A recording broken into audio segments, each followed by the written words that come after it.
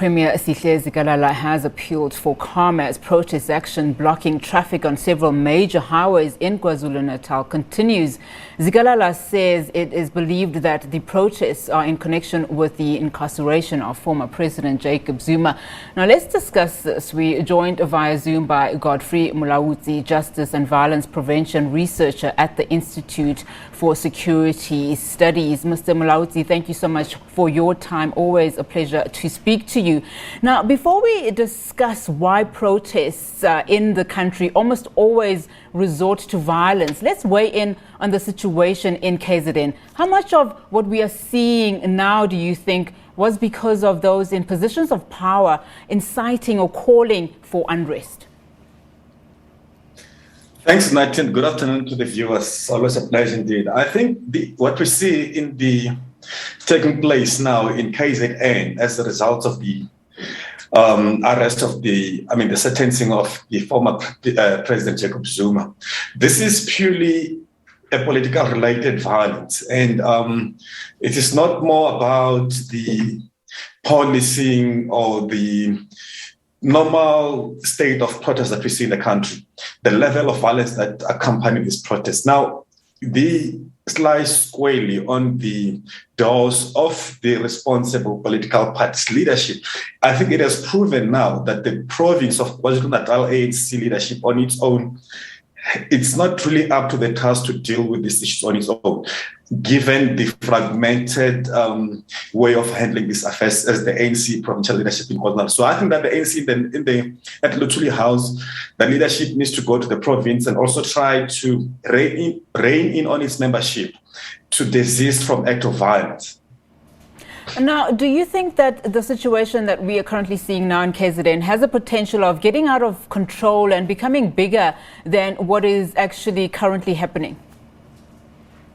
Well, we don't think so. But given the way how police are handling the situation, I think that police needs to be, they're doing a good job. I think that so far so good in terms of how they're handling the situation without having to let the situation escalate in terms of confrontation between the protesters and the law enforcement. So, and I think that the message that we need to continue to send out there is that the leadership of the ANC in the province and the leadership of the ANC at Luthuli House needs to start to rein in there. And everybody else the citizens of that province as well, I think that they need to start to speak out against the act of violence, because the destructions of property that we see, these are the destructions of properties that really are for the people themselves. And these acts of violence, I think that we need to condemn them. So we don't really see that spilling out into the other provinces, or we don't see a potential of growth of these sporadic protests. And I think that police are doing a very good job in that regard. So there is no need for panic, and we don't see it growing further.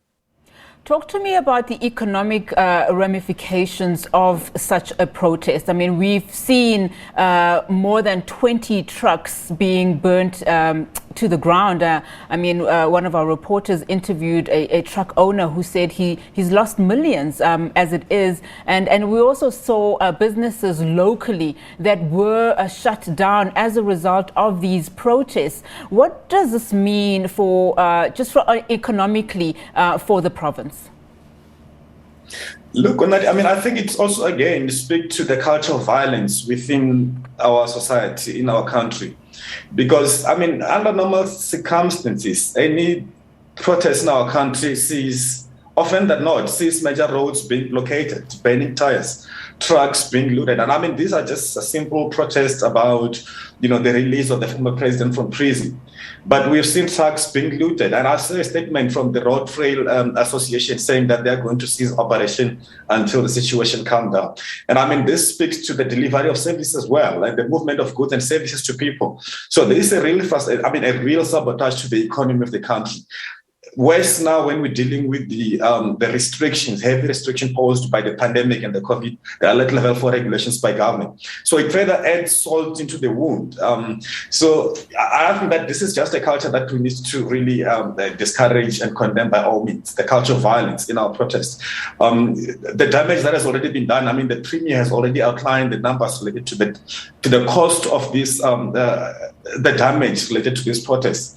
Just in 3 days, it's immeasurable, it's unimaginable. And I think that the loss of jobs that might also come with this as well. So Over and above, I think that the cost of the economy, it's really a serious damage. Why do South Africans resort to violence? I know that you've said that this is what we're seeing in KZN is a form of political violence.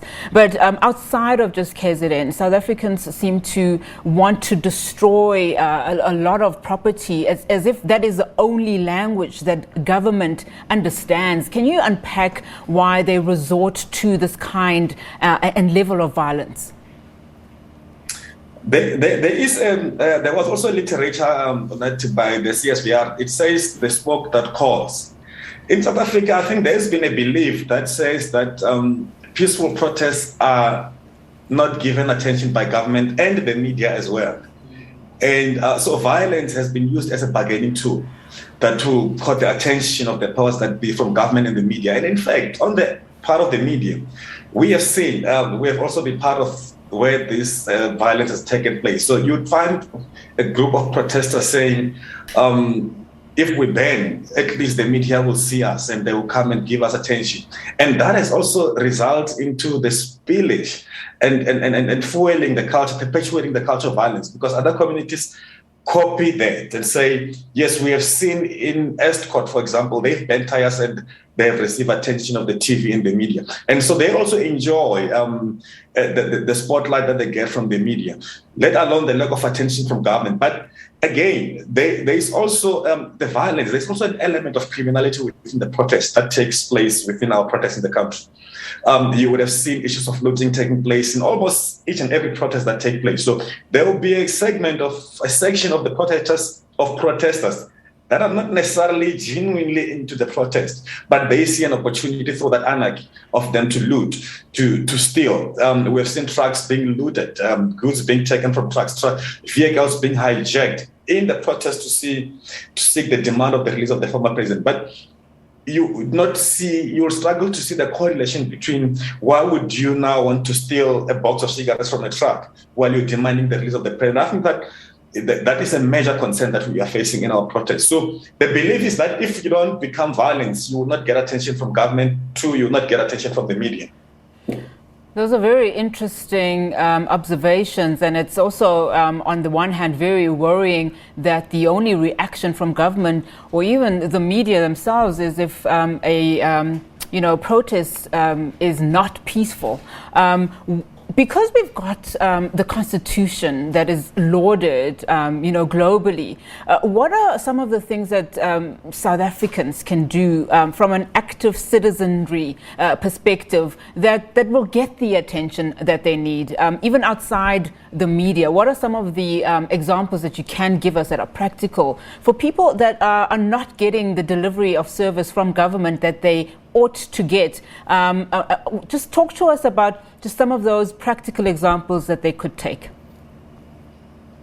Well, look, you're right. I mean, I think that let's start there. The Constitution, of course, gives our people the rights and to do this, to protest, but peacefully. Now, given the state of lack of service delivered or lack of attention by the government or political parties that needs to respond to a particular situation.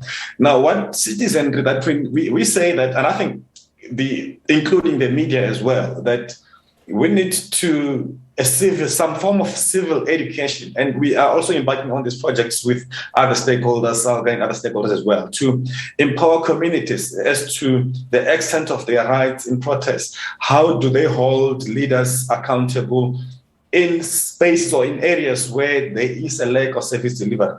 Well, one, elections is part of that.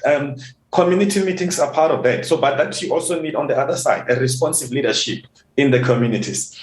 Communities can also, and I mean, look, Unati, at the moment, if you have seen, except this protest that we see in KwaZulu-Natal now, if you look in the Western Cape, we've seen, particularly throughout the COVID, the pandemic regulations last year, the lockdown, the huge number of social movement starting to grow in communities. And these are the movements that are now leading protests. Now, this is another effective way of holding government accountable to respond to the needs of the people. So people could form themselves around a social movement for a particular issues in their communities, because the belief is also that within the social movement, at least there is some sense of understanding the rights and responsibilities of us as protesters, of us as the recipient of the service that we're not getting. So I think that is one way of handling it. But the other way is also to, to spread the message of the, how do we deepen the understanding of the constitutional rights to protest of the people without being violent? So that is another effective way. And this, I think, include, like you were saying, active citizens, the media involved as well. So let's teach our citizens to say, when you protest, yes, you do have a right to protest, but to what extent, to what degree your rights of protest reach? I think, in a way, we will be able to resolve the issues, the cultures of violence in our protests, but also encouraging, or holding our leadership to be accountable to respond to the needs of the people timelessly. And I just think one point quickly, and I'm saying I could see this working in the Western Cape, the issues of social movement. You have seen around, the hashtag Move 1 Million. We have seen the Restaurant Association also organizing itself. They've been able to achieve their gains without being violent in those protests. So I think if citizens can also organize themselves, because there is also a lack of confidence in the leadership, hence people resort to protest. So, but if they can then also form themselves into the social movement, it's also easy for us to be able to reach them and also help them in empowering them, capacitating them in ways of protesting and holding the leadership accountable. Mr. Mulaudzi, always a pleasure. Thank you so much for your time this afternoon.